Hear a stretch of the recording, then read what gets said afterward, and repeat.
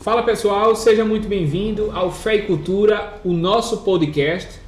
Nós estamos aí com essa novidade agora aqui no YouTube, então você que já nos acompanhava no Spotify, nós estaremos também aqui no YouTube. E antes de falar o tema de hoje, um tema que vai ser muito interessante, eu estou aqui com Marcos Xavier. Marcos é o novo integrante do Fé e Cultura e ele vai estar junto comigo apresentando, fazendo esse diálogo, essa conversa aqui no podcast. Seja bem-vindo, Marcos, e dê um oi aí pra galera. Muito obrigado, André. Oi, pessoal, sou o Marcos, sou professor de matemática, sou cristão e também estou ali no ambiente acadêmico, no ambiente universitário, sabendo das dificuldades, dos desafios que os cristãos enfrentam quando entram na universidade.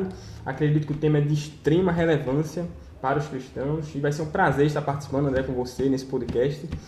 E vamos embora. Você também é estudante de teologia, né, Marcos? Exatamente. Comecei esse ano a estudar teologia, sabendo a necessidade, né, de estudar e aprender da palavra de Deus, para que a igreja do Senhor esteja instrumentalizada, conheça a palavra do Senhor, para que os líderes, os professores de escola bíblica, eles têm que cada vez mais se empenhar em aprender para poder melhor servir nas suas igrejas locais, né? Isso é importante.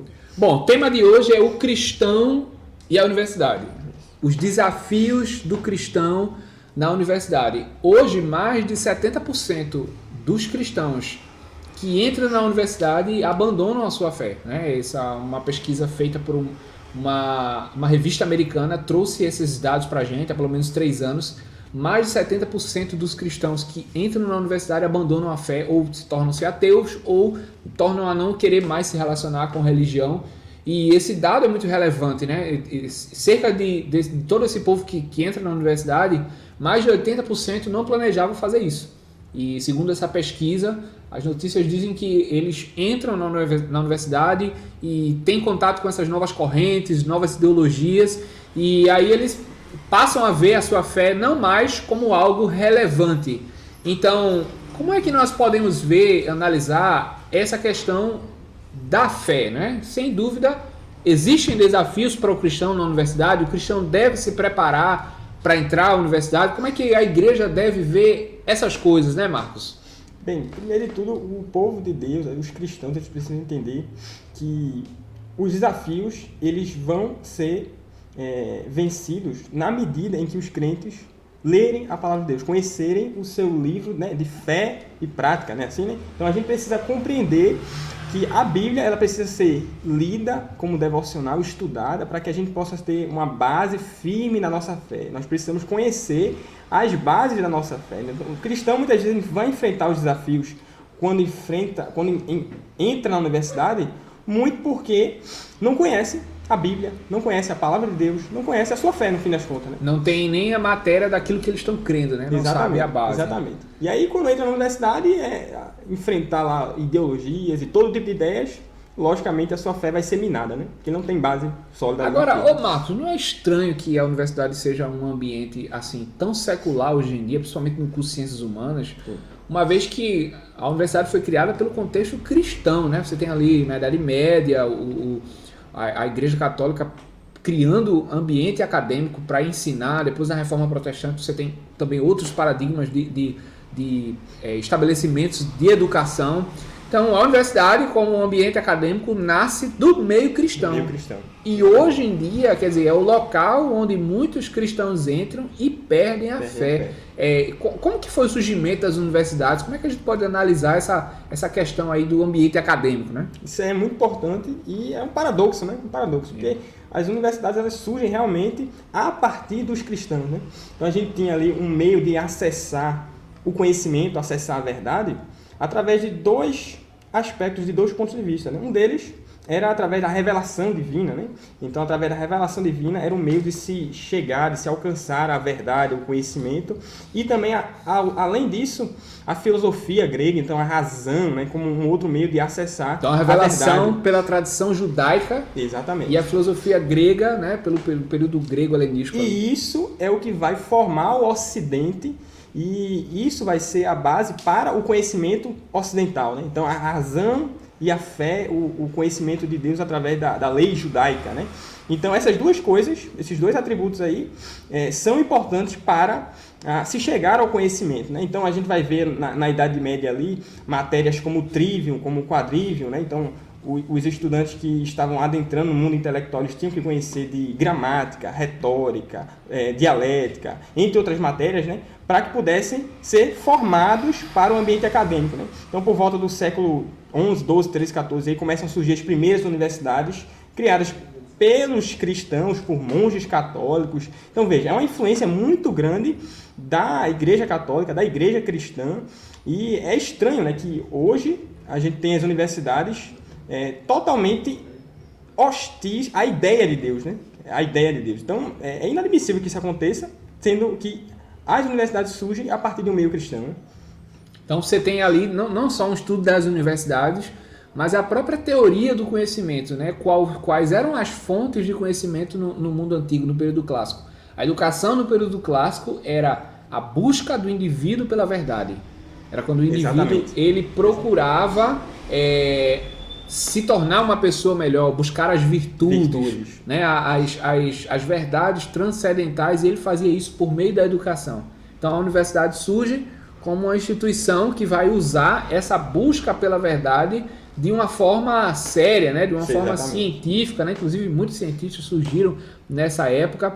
Então você tem hoje, quer dizer, o que nós temos hoje é exatamente o contrário do propósito original da criação das universidades. O cara chega lá no ambiente acadêmico e ele tem uma hostilidade à sua fé. Exatamente. E a busca pela verdade, ela é deixada de lado, né? O que importa agora é, nas universidades, no meio escolar também, né? Escola básica, a gente observa que a educação não é mais a busca pela verdade, pelo desenvolvimento de virtudes que é importante para o ser humano, para melhor viver bem, né? Uhum. Não é mais isso que está em jogo. O que importa agora é a ascensão social, né? A gente sempre ouve nos nossos pais, nos nossos avós, né? O que você vai ser quando você crescer, né? Tem que ter um futuro, então tem que estudar. Estude para você ser alguém, né? Estude para você ser alguém, exatamente isso, né? Quer dizer que o diploma, o ambiente acadêmico está totalmente voltado para uma profissão, para ganhar dinheiro, e não para a busca do conhecimento de fato. Esse é o rompimento, né? Agora, essas pesquisas feitas através dos cristãos da universidade, elas trouxeram alguns dados sobre as causas. Por que os cristãos abandonam a fé? Então, assim, se de fato nós temos esse ambiente hostil no meio acadêmico, quais são as causas que fazem com que os crentes, ao chegarem lá, porque eles poderiam chegar lá e se manter a sua fé, eles poderiam chegar lá e até falar da verdade, quais são as causas que fazem com que os cristãos não permaneçam cristãos na universidade? Bem, antes de qualquer coisa, é importante falar a respeito da fraqueza de conhecimento das Escrituras, né? Então, os nossos jovens, muitos jovens, 16, 17, 18 anos, quando entram na universidade, primeiro, eles não têm experiência de vida alguma, e eles não conhecem as Escrituras, eles não conhecem a palavra de Deus. Então, a gente vê que nas igrejas evangélicas protestantes, o que impera não é a doutrina, não é a busca por conhecer a verdade bíblica, por conhecer o texto bíblico, que tem ali as bases para a nossa fé. Não é mais isso que está em jogo. O que está em jogo é entretenimento, é a busca por uma experiência muito sentimental e emocional. E aí o jovem fica raquítico, né, de conhecer a palavra de Deus. Não tem mais escola bíblica, não tem mais escola bíblica, não tem culto de doutrina. Então... Veja, 50 minutos apenas, todo domingo, né? 50 minutos por domingo. Já é pouco, né? Já. Tem que ter uma vida de estudo. Quanto mais você vai vendo as escolas bíblicas deixando cada vez mais de lado, e o que impera no meio das igrejas é o entretenimento, aquele emocionalismo sem doutrina. Às vezes até a própria pregação é apenas uma efusão emocional, ou então é aquela mensagem de autoajuda, né? Deus vai ajudar você e não sei o que, vai lhe dar vitória, e ensinamento mesmo, não tem. Então acaba que o jovem ele vai para esse ambiente sem nenhuma preparação, sem nenhum conhecimento. Sem falar que a própria educação no Brasil, nem somente a educação cristã, já é frágil, né? Então o indivíduo ele já é alguém, é um alvo fácil, né, para as ideologias. Então essa é a principal causa, né? Segundo os estudos aí, que é a falta de conhecimento bíblico, a falta de vida devocional, a falta de preparo das igrejas, a ética cristã, né? Não se conhece. Quais são os principais dilemas éticos? O jovem ele não sabe se portar no meio das questões do mundo, né? O mundo, ele nos pede, nós temos que nos portar diante da sociedade e nós temos que dar resposta, né, às questões éticas, como aborto, feminismo, casamento. Veja, a ideia de família. Os jovens, por não conhecerem as escrituras, não conhecem a Bíblia, quando vai formar a família, por que as nossas famílias, as famílias na nossa sociedade, estão cada vez mais se desintegrando? Veja, à medida que a sociedade vai se corrompendo, porque o povo, principalmente o povo cristão, não tem as escrituras como realmente a sua base ali, né, para agir, é claro que a sociedade vai se tornar menos moral, vai se tornar imoral, e as famílias vão se desintegrar, né? Primeiro, começando que o jovem de hoje já não quer casar, né? Ele já acha que casar, construir família já é algo obsoleto, né? A mulher moderna, ela cada vez não quer mais o compromisso, o homem também está cada vez mais abandonando o compromisso de construir uma família, e isso, sem dúvida, é uma inversão do nosso tempo.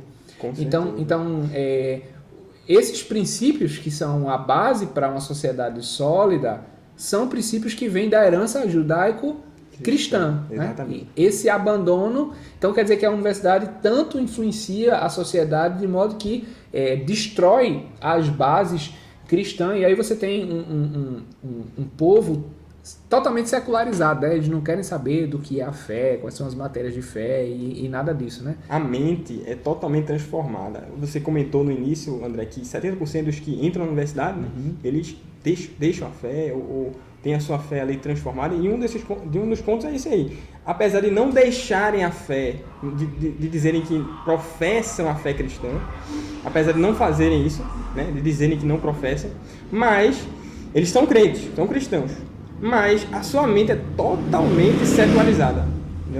Ele, em nome da Bíblia, ele desconstrói as verdades bíblicas e milita para que aquelas verdades bíblicas ali sejam destruídas. No fim das contas, na prática, o que acontece então, ele é um termo que a gente costuma usar na teologia, é o ateu prático. O ateu prático. Ele diz que crê em Deus, mas ele vive como se Deus não existisse. Ou então ele vive como se as verdades da fé, que são essenciais, não sejam de fato na prática, né? Ele não vive aquilo na prática, né? Agora, isso não seria, de certo modo, culpa das lideranças? Será que os líderes, os pastores, aqueles que deveriam lutar para que o jovem cristão fosse nutrido na fé, eles não acabam sendo negligentes? O que acontece no meio das igrejas hoje? Com toda certeza, veja, quando o púlpito ele vai mal, toda a igreja vai mal, né? Então, os líderes, os pastores, presbíteros, professores de escola bíblica, quem tem cargo de liderança nas igrejas, primeiro de tudo, eles devem estar preocupados em se formar, em conhecer as Escrituras, em aprender da palavra de Deus, em se formar, para que eles possam melhor servir a comunidade, a igreja local. Porque se os próprios mestres, os pastores, eles não têm esse zelo de querer conhecer a Bíblia, conhecer a palavra do Senhor, como é que os membros vão estar, né? Vão estar em maus lençóis, né? Porque se o líder ele não se empenha em conhecer, em querer passar com maestria a verdade bíblica, os membros eles vão sofrer, né? Então a própria liderança da igreja já está envolvida numa letargia espiritual, né? São pessoas que não oram, não se preparam, não estudam, não buscam conhecimento. E além de também um dos pontos que os jovens que foram entrevistados mais colocaram foi a falta de comprometimento moral dos líderes. Então são líderes que se envolveram em problemas, são líderes que cometeram erros terríveis, né? Outros que só estão na igreja para pegar o dinheiro do povo e bom, isso fez com que muitas pessoas abandonassem a fé exatamente por não ter referência. Então, a própria liderança é uma liderança corrupta. Essa que é a verdade. Essa que é a verdade. E jovem, por definição, ele precisa de uma referência. Se não tiver, ele não consegue crescer. E tem uma coisa que é interessante falar, a gente está comentando sobre a importância de um líder ele ter o zelo por querer aprender a Bíblia, por querer estudar, porque ele, veja, os membros, os jovens, eles dependem da liderança para aprender, né? Então, se os líderes não estão preocupados em se esforçar com zelo para aprender a verdade bíblica, esses jovens não vão ter referência nenhuma. Mas tem uma coisa que é interessante. Veja, nem todos os líderes eles vão ser intelectuais, cultos, eruditos. Nem todos os líderes vão ser assim. Às vezes é o cara humildezinho, né, que está pastoreando lá na igreja do interior. Mas tem compromisso, tem zelo, né? A pouca coisa o pouco conhecimento que ele tem, ele faz aquilo com tanto apego, com tanto esmero, que ele acaba ensinando bem a igreja, né? Exatamente. Eu conheci um pastor na época da igreja que ele não sabia, ele era analfabeto, ele não sabia ler, não sabia escrever, mas ele lia, mas ele não lia bem, não escrevia bem, ele não falava bem, mas o pouco que ele fazia questão de gastar tempo transmitindo aquilo ali para a igreja, as verdades essenciais, os hábitos, os costumes, de modo que aquilo ali acabava sendo algo extremamente útil para a igreja. A igreja crescia, mesmo com humildade. Então, assim, é papel do líder, né, ter isso. Com toda certeza. E, assim, o líder deve saber que ele tem pessoas ao lado dele, né? Ele pode delegar, olha, eu sei com humildade que em algumas coisas eu não tenho tanta habilidade. Mas eu sei que tem pessoas aqui que eu posso delegar funções. Vamos lá, juntar um povo forte para que a igreja esteja forte, né? Porque quando a gente sair da nossa casa, quando falo a gente, os jovens, 16, 17, 18 anos, sair de casa para enfrentar o mundo universitário, para enfrentar as questões mais elevadas, existenciais da vida, nós somos confrontados, né? Quando a gente sair, a gente está preparado, né? Tem que estar preparado. Porque senão a nossa fé vai ser minada. A gente tá firme, né? Conhecer as escrituras. Muito bom isso aí que você falou. Agora sim, vamos analisar um pouquinho agora as causas, né? O que levou a universidade se transformar num ambiente tão complicado, né? Você vê, tem muitas feiras, eventos que teve um evento na universidade, em alguma universidade federal aqui do Brasil, que as pessoas estavam fazendo uma exposição de arte, onde todo mundo estava nu, um bando de homem nu, né, e um enfiando, né, a mão no órgão sexual do outro. E aquilo ali era exposição artística. Eu tenho um amigo que ele estava numa aula na Universidade Federal e ele contou a história que foi o seguinte: a professora apagou a luz, isso homem, mulher, e disse, olha, a partir de agora vocês vão ter uma experiência nova. Todo mundo, vou botar aqui o fundo musical, né, botou lá meia luz. Todo mundo vai ter que passar a mão um no outro, né? E homem passando a mão em outros homens, mulher passando a mão em mulher. Uma salada só, né? E isso, né? Uma suruba, né? Uma verdadeira suruba. Quer dizer, dentro da universidade. Então o pai tá lá trabalhando, a mãe trabalhando, pagando os contos, dizendo assim, eu tô feliz porque meu filho passou na federal, entrou na universidade, ele agora vai aprender e vai ser alguém na vida. E tá lá o filho com 16, 17 anos passando a mão no negócio do outro. Veja, então assim, o que tornou a universidade, sem falar nos índices, o Brasil está aí no penúltimo no ranking, eu recebi hoje uma informação sobre isso. O Brasil está sempre nos últimos lugares dos exames mundiais. O que tornou a educação no Brasil essa desgraça, né? Como é que a gente pode falar? Veja, é interessante você falar isso, André, que a gente observa o seguinte, que veja, é impossível esperar de uma sociedade em que os valores morais eles são cada vez mais relativizados, a gente chegar na universidade e não há nenhum senso de moralidade, nenhum senso de pudor sobre as coisas. A própria sociedade já não tem. A religião cristã no meio universitário é totalmente hostilizada e desprezada.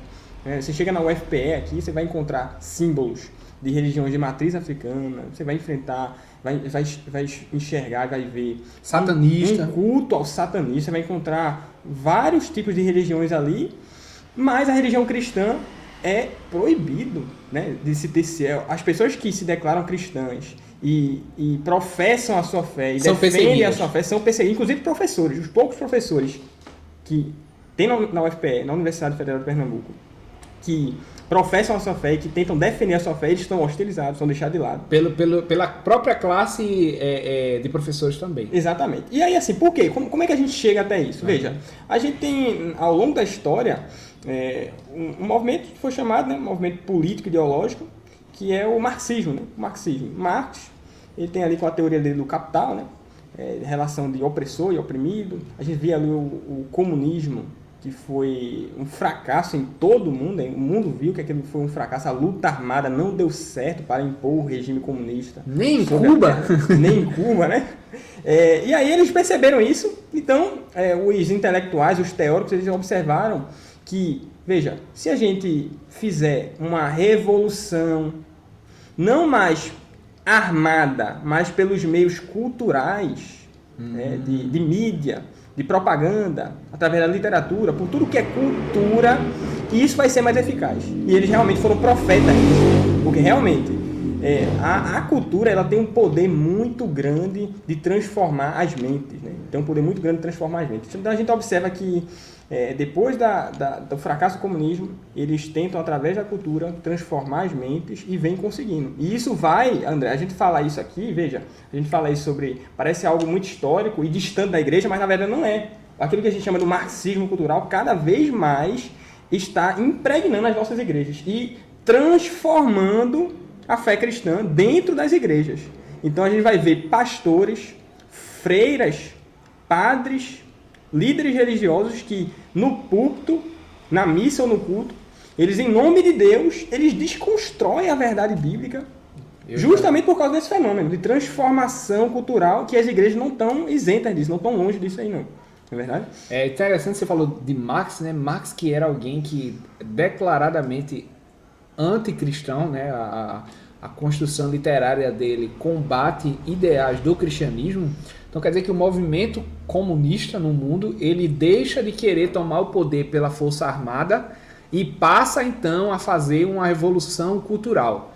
A ideia de... Eu conheço alguns seguidores, né, da escola de Frankfurt, como Herbert Marcuse, né, o próprio Antônio Gramsci, eles vão tornar as pessoas marxistas sem elas perceberem. Exatamente. Então é o ser humano que ele nasce já consumindo toda a ideologia de Karl Marx, através da mídia, através dos jornais, dos repórteres, através de tudo aquilo que é um marxismo sem aquela revolução, né, de querer tomar o poder.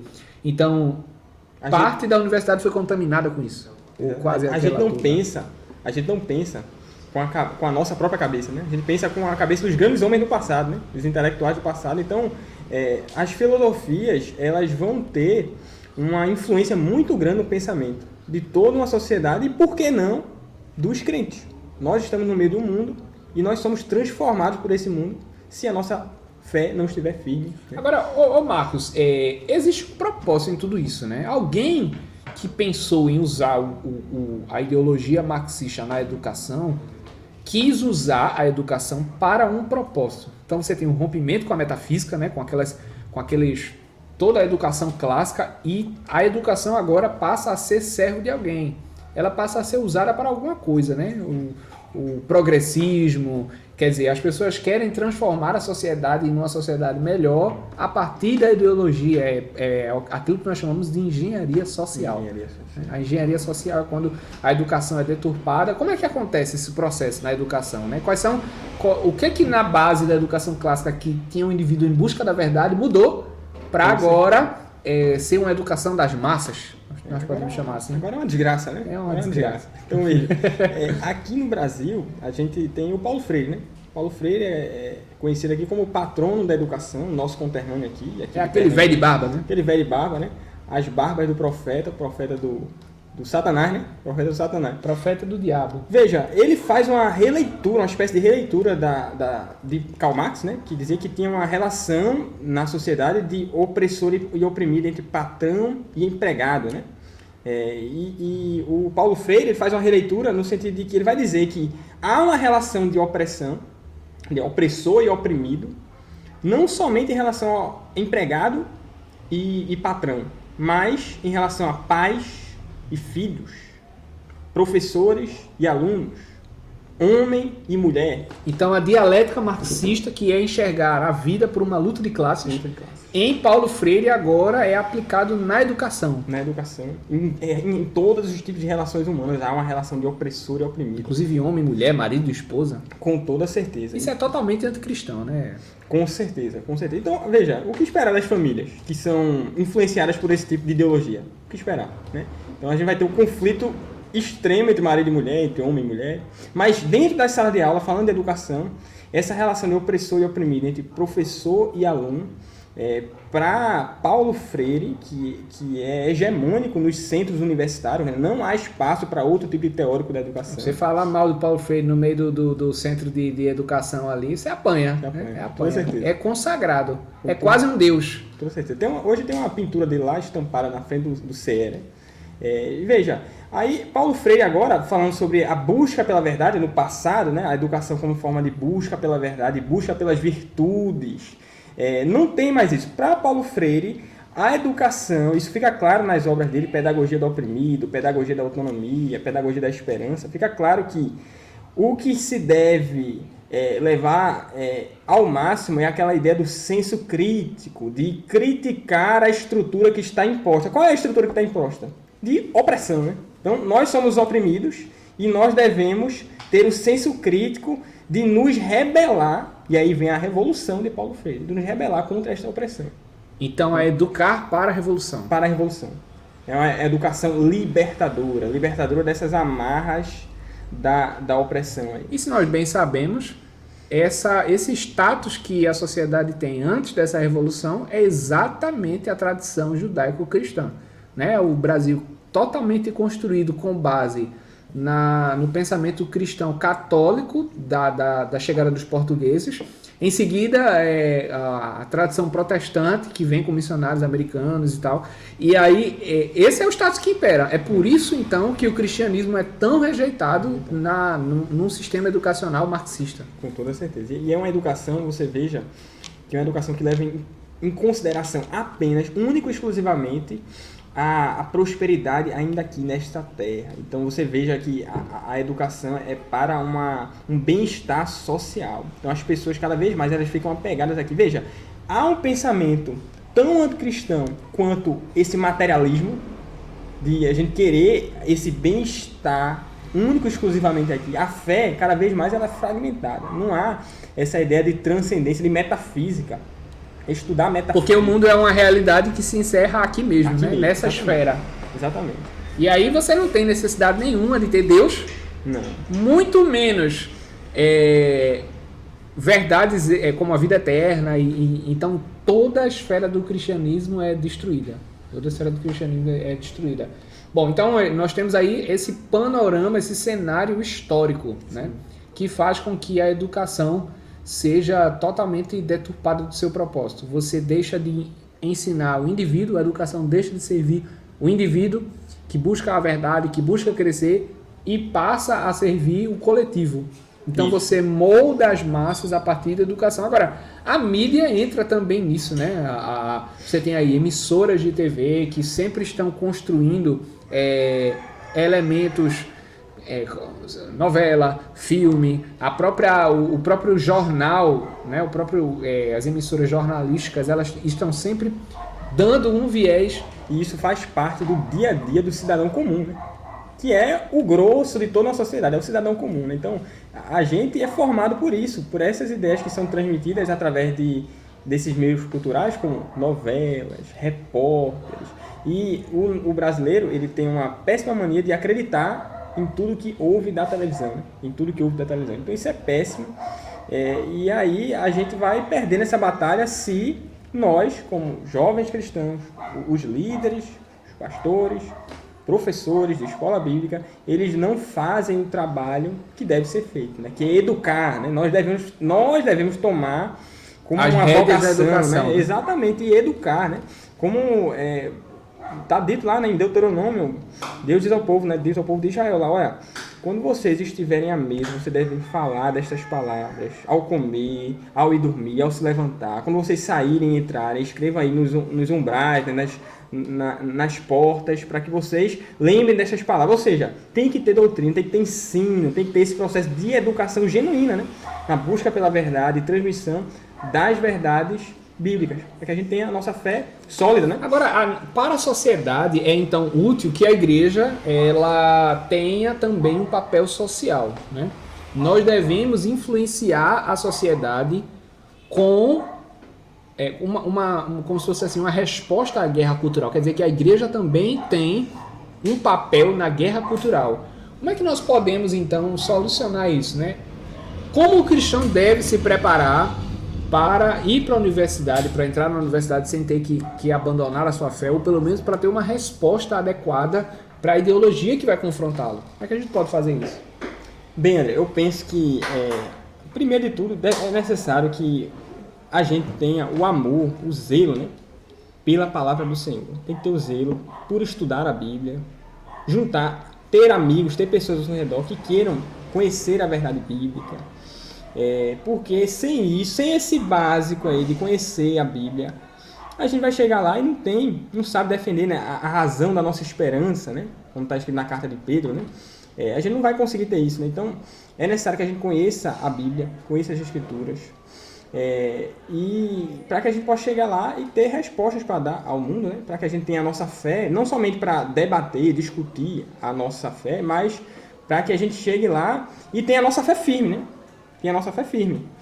Então os líderes devem cada vez mais incentivar os cristãos, incentivar os jovens a ler a Bíblia, incentivar a pegar o que diz lá em Gênesis sobre a criação, pega o material extra-bíblico, o que diz os pensadores cristãos a respeito disso, sabe? Porque senão a gente vai perder essa guerra, né? Tem que conhecer. Então, por exemplo, tem um autor que eu gosto muito, o André conhece, né? O C.S. Lewis. C.S. Lewis. Veja, a gente tem, é impressionante que a igreja cristã não tenha conhecimento. Os grandes intelectuais de toda a história foram cristãos. A gente tem Tomás de Aquino, Santo Agostinho, Leibniz. A gente tem o C.S. Lewis, que é mais moderno aqui, né? Mas, veja, um grande apologeta, que está acessível a todos. A gente vê uma linguagem acessível. Uma linguagem acessível. A gente vê jovens que se reúnem para estudar, para ler. E é isso que a gente deve fazer, os líderes, professores, pastores. Você líder, você pastor, incentive os seus membros, os jovens da sua igreja, a buscar.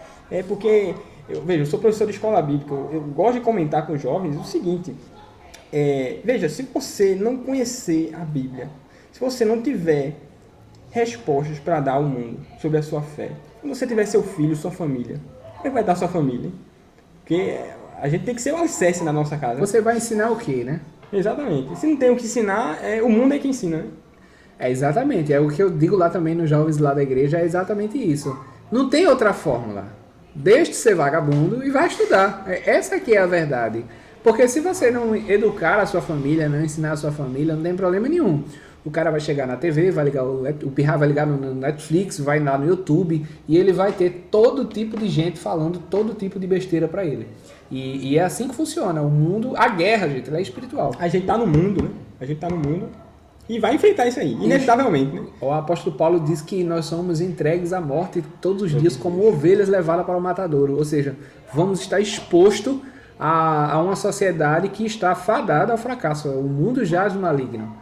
Então, aqui no Brasil, a ideia de marxismo cultural, ela realmente é muito forte, ela é muito pesada, ela funciona muito bem, os canais de mídia funcionam muito bem de acordo com as ideologias anticristãs, né? A prova maior disso é toda a mídia está... Quando você tem um governo anticomunista, toda a mídia está contra ele. Entendeu? E aí não estou aqui fazendo julgamento de uso de valor, se ele é bom ou ruim, não me interessa isso aqui. O que interessa é o fato de que quando alguém se posiciona contra a ideologia do status quo, toda a mídia vai contra, né? E agora, André, me permita, agora parece que... Antigamente parecia que isso era meio velado, essa perseguição aos cristãos. Agora é escancarado, né? Você veja como é a importância dessa nossa conversa a respeito da transformação cultural, né? A gente tem a internet que facilitou muita coisa, até para a transmissão de verdades como essa, que a gente está comentando. Mas veja o Google, Google, Instagram, essas big techs e tal, quando fazem propaganda para Ramadã, Ano do Boi, né? O Ano Novo Chinês. Ano Novo Chinês, né? Fazendo propaganda. Religião de matriz africana. Religião de matriz africanas. Tem tudo lá. Tudo isso vai ter homenagens, vai ter aquela coisa, né? Arco-íris e tudo mais.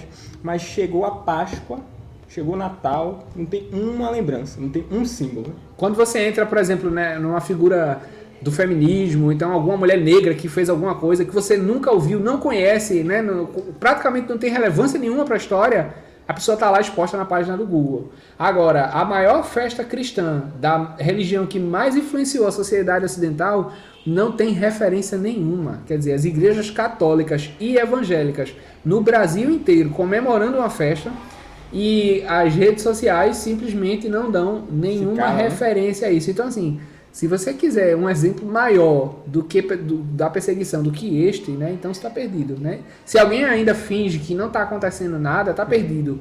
Né? Se alguém ignora um fato como esse, está totalmente por fora da realidade, da verdadeira perseguição que está acontecendo. Então, uma palavra aí para os jovens, né, sobre o que é que eles podem fazer para se instruir da apologética, quais são as ferramentas sobre a existência de Deus, sobre a criação, né? O evolucionismo hoje nas universidades, falando mais no meio científico, é uma hegemonia. Só existe o viés evolucionista na universidade quando você fala de criacionismo, quando você fala de Deus, quando você fala de alguma coisa que realmente vá defendendo o cristianismo, é rechaçado, né? É totalmente rechaçado. Então, assim, devemos nos preparar para responder a nossa fé. E isso é o que há de mais importante. Com toda certeza. O salmista diz assim, ó, como purificará o jovem o seu caminho? Observando conforme a tua palavra, a palavra de Deus. Né? Então é importante que a gente conheça a Bíblia, conheça as Escrituras e realmente tem que estudar. Veja, Rodrigo Silva, doutor Rodrigo Silva, ele é arqueólogo, pastor, adventista, né? Ele fez um comentário uma vez, num podcast inclusive, ele disse o seguinte, que a Bíblia não é um livro para você ler. Aí você se espanta, né? Ele diz, é um livro para você estudar. E realmente, você precisa estudar, precisa se esmerar em conhecer a Bíblia, porque isso aí é a base da nossa fé, né? Conheça as Escrituras. Tenha pessoas ao seu lado que queiram, que amem as mesmas coisas que você, que amem essas verdades fundamentais, né? Invista em você, invista no seu conhecimento, compre livro. Hoje tem livros acessíveis, tem internet, veja, tem internet, tem PDF, a gente lê em PDF. Né? Tudo está acessível para a gente em relação ao conhecimento, a gente conhecer aquilo que vai nos dar as armas para combater esse combate, né? No meio secular. Né?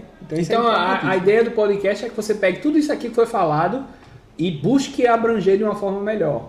Crescer, pesquisar, compreender, para que você possa ter armas para defender a sua fé e se preparar.